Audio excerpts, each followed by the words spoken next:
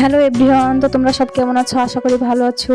আমি আবারও চলে এসেছি তোমাদের সামনে নতুন কোনো ভিডিও নিয়ে। তো আমি আজকে ভাবছিলাম কি খাবো, মানে কিছু মুখরুচি খাবার খেতে ইচ্ছা করছিল। তো আমরা মানে ফুচকার জন্য অপেক্ষা করছিলাম। তো ফুচকাওয়ালা আসছিল, মানে তার শব্দ শুনতে পাচ্ছিলাম যে মানে ফুচকাওয়ালা আসছে, কিন্তু আমাদের কাছে পৌঁছাচ্ছে না। আর আমাদের প্রায় রাত 8টা বেজে গিয়েছিল।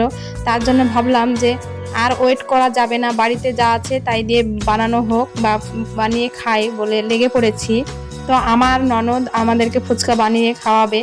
তো আমার ননদ এই যে ফুচকার মানে যেমন বলা তেমন কাজ, বলতে না বলতেই সব কিছু রেডি করে ফেলেছে। আর সব কিছু বাড়িতে থাকলে তো সময় লাগেই না, রেডি হয়ে যায়।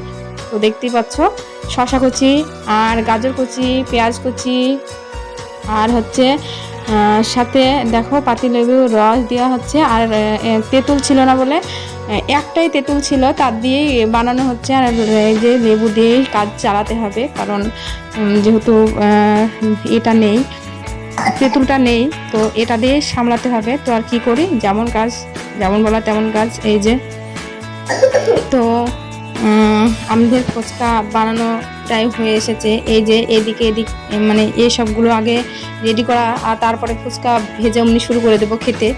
তো আমরা চলো ফুচকাটাকে ভেজে নিয়ে আসি। তো চলো ফুচকা ভাজা, এই যে ফুচকা ভাজতে শুরু করে দিয়েছি। আর ফুচকাগুলো রোদে দিতে হতো, তার জন্য ছোট ছোট হয়ে ফুলছিল না তা না, কিন্তু রোদে দিতে হতো একটু। তো তারপরে দেখো আমরা ফুচকা ভেজে খেয়েছি, তারপরে কার ঘুমিয়েছি। তো ফুচকার জন্য যদি রাতে মারাই যেতাম, তারপরে ফুচকা যদি না পেতাম কেমন একটা হতো না, যে ফুচকা খাওয়ার জন্য আফসোস থেকেই যায়।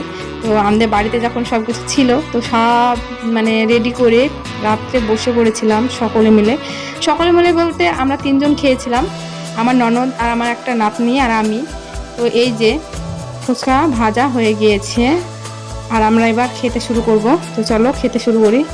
এই যে যেমন পারছে সে সেমন মানে হাত শুরু করে দিয়েছে, খেতে লেগে পড়েছে। তো ভালোই লাগছিল, ফুচকার স্বাদটা ভালোই হয়েছিল। আর বাড়ির ফুচকা তো ভালোই হওয়ার কথা। আর এই কিনা ফুচকাগুলো না মুখটা কেটে যায়, তেমন একটা ভালো লাগে না। তো কি করব, ফুচকা খেতে ইচ্ছা করছিল, আর ফুচকালা আসতে দেরি করছিল বলে আমরা বাড়িতে যেটা ছিল সেটাই বানিয়ে খাচ্ছিলাম। তো এই যে খাচ্ছি, আর আমাকে দেখো মনে হচ্ছে যেন নাদের বসে আছি। এই যে আর ফুচকা ফুটছি, গোটা ফুচকা ফুটছি, ও কি স্বাদ।